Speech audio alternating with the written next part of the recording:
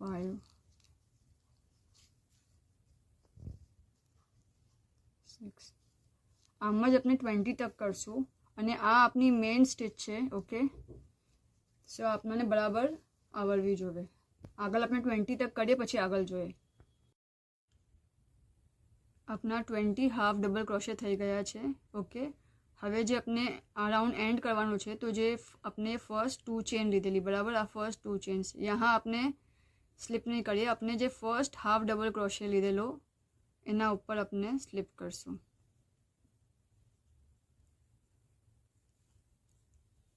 Next આપણે 2 chains લેશું ફરીથી 1 અને 2 અને આ આપની સ્ટિચના જેમ કાઉન્ટ નહીં થાય. ઓકે, હવે આપણે હરેક વીનીના હોલમાં પહેલી વીનીમાં એક હાફ ડબલ ક્રોશે કરશું અને બીજી વીનીમાં 2 હાફ ડબલ ક્રોશે કરશું. સો પૂરા રાઉન્ડમાં આપણે એમ જ કરશું. સો આપણે કાઉન્ટ કેવી રીતે કરશું? 1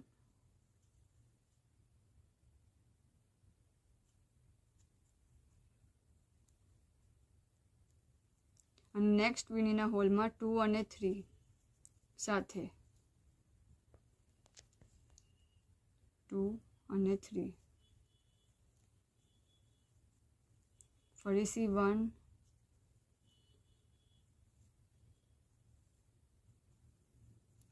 2 3 સાથે આમ આપણે એન્ડ તક કરશું.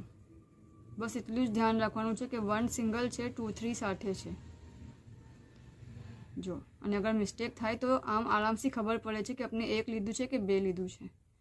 ઓકે, આપણે આટલું કરીને આગળ જોઈએ. ફરીથી સેમ વે રાઉન્ડને ક્લોઝ કરવાને ફર્સ્ટ હાફ ડબલ ક્રોશેમાં સ્લીપ કરશું.